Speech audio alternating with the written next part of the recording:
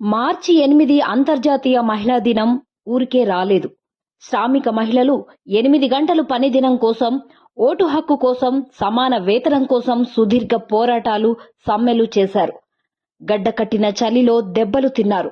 పోలీసుల చేత లాఠీచార్జీకి గురయ్యారు. ఒకటి కాదు, రెండు కాదు, దశాబ్దాలు పోరాటాలు చేశారు.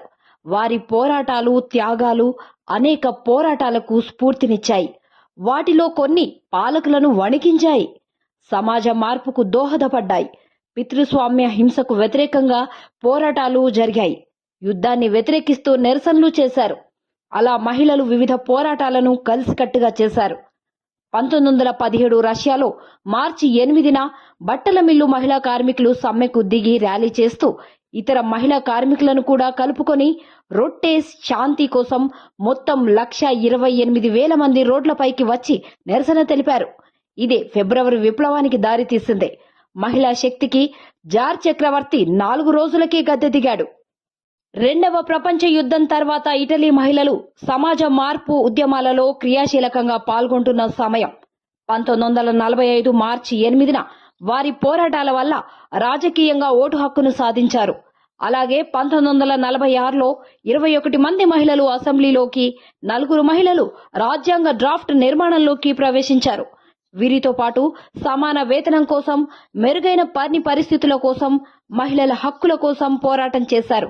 1979 ఇరాన్లో ఇస్లామిక్ విప్లవం తర్వాత ఆయతుల్లా ఖొమైనీ అధికారంలోకి రావడంతోనే బురఖా ధరించడం తప్పనిసరి అని ఆదేశించారు.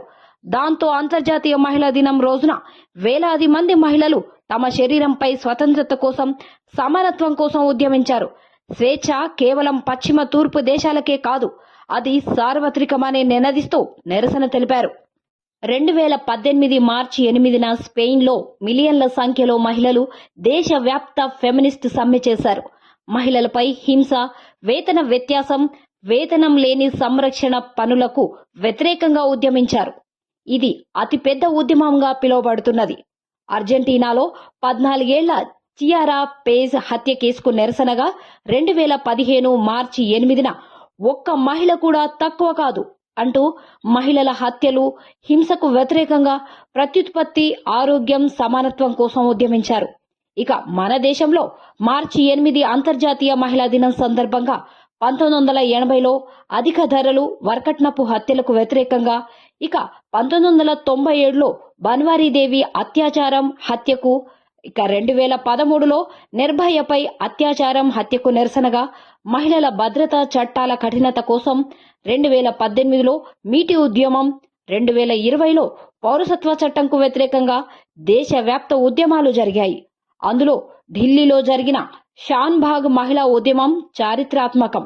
అంతేకాకుండా 2024లో కలకత్తాలో ఆర్జీకర్ ఆసుపత్రిలో మెడికో హత్యకు నిరసనగా పని స్థలాల్లో భద్రత కోసం చేసిన ఉద్యమం. ఇలా ఇవన్నీ మచ్చుకు కొన్ని మాత్రమే. అందుకే మార్చి 8 అంతర్జాతీయ మహిళా దినోత్సవం మాత్రమే కాదు, అది శ్రామిక మహిళా పోరాట దినం. కనుక మన సమస్యల సాధన కోసం పోరాట మార్గమే సరియైనదనేది భావన. మీరు ఆలోచించండి.